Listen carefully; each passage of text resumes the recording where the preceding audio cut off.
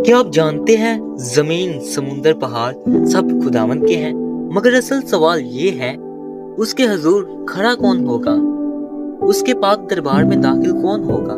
ज़बूर number 24 हमें एक रूहानी राज बताता है जो हमारी अब्दी जिंदगी को बदल सकता है। जमीन और उसकी मामूरी खुदावंद ही की है, जहान और उसके बशिंदे भी, क्योंकि उसने समुद्रों पर उसकी बुनियाद रखी और सैलाबों पर उसे कायम किया। खुदावंद के पहाड़ पर कौन चढ़ेगा और उसके मुकद्दस मकाम पर कौन खड़ा होगा।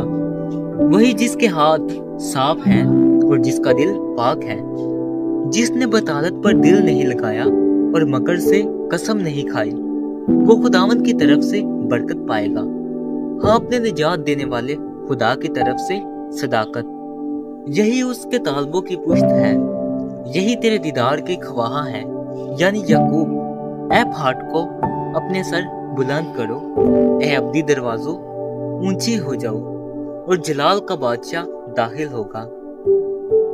ये जलाल का बादशाह कौन है?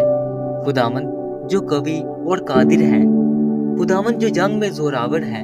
ऐ फाटको अपने सर बुलंद करो, ऐ अब्दी दरवाजों उनको बुलंद करो, और जलाल का बादशाह दाखिल होगा। ये जलाल का बादशाह कौन है? लश्करों का खुदावंद, वही जलाल का बादशाह है। ज़बूर नंबर 24 सिर्फ एक गीत नहीं, ये खुदा के जलाल के दरवाजे हैं, और वो दरवाजे उस वक्त खुलते हैं जब जलाल का बादशाह यीशु मसीह अंदर आता है। आज अपने दिल के दरवाजे खोल दे, क्योंकि जब वो बादशाह आता है तो अंधेरा टूट जाता है और जलाल छा जाता है। आमीन। खुदा आप सबको बरकत दे।